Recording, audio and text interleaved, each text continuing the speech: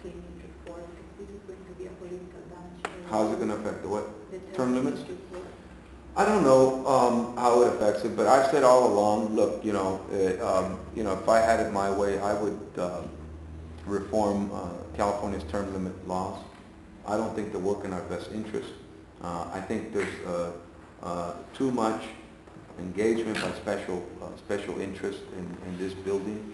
I think we need to put the people who were democratically elected to serve the people of California back in charge. I think the term limits reform takes us a long way to that, and I think we need it. So on the same page, however, I'm not going to wake up in the morning and figure out what I'm going to do or how I'm going to do it based upon wanting passage of the term limits initiative. I just can't do that. I got to do my job, and I'm going to do my job every day. My job is not only to represent the Democratic caucus, but to represent the people of California and to do the very best I can to improve their quality of life. And that's what I'm going to do.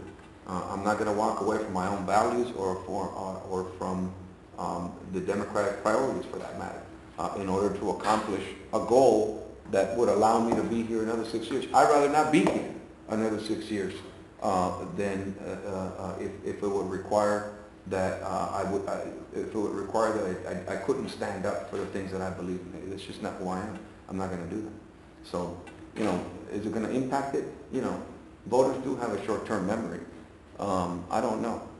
Sometimes they do, sometimes they don't. And this might be one where they don't have a short-term memory, and we might pay the consequences for this on February the 5th. I can't tell you with certainty, but what I will tell you is that we're not going to allow this type of hostage-taking of California's budget by a very small number of Republicans in the Senate to go on without any real response on the part of the Democrats. And there have to be consequences.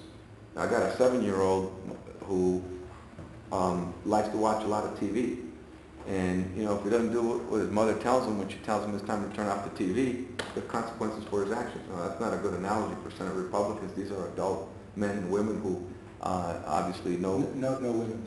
Know how to. Oh, that's no women. Maybe that's the problem. That's the problem. It's the Senate Republican men, no women.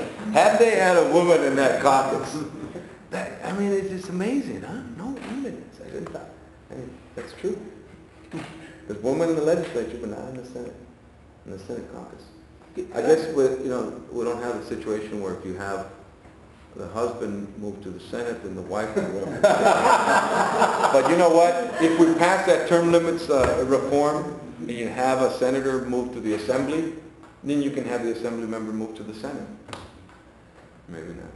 One more. Could I get you to expand on, you said that you're going to make sure that this time the voters of California don't just lump you all together, and they'll know who's responsible for preventing the passage of the budget. Would that involve what? Are you going to spend any money to do that? Are you going to, what do you intend to do? I'm trying to choose my word. I try to choose my words very carefully, and I think I was very clear about what I said. Are you going to stay here the next day working with them, or are you? My job, I was in my district the last couple of days. I think I'm here tomorrow. I'm back in my district on Friday, and then I'm back here. But I'm not engaging in budget discussions. We've approved the budget in December. Thank you, everybody.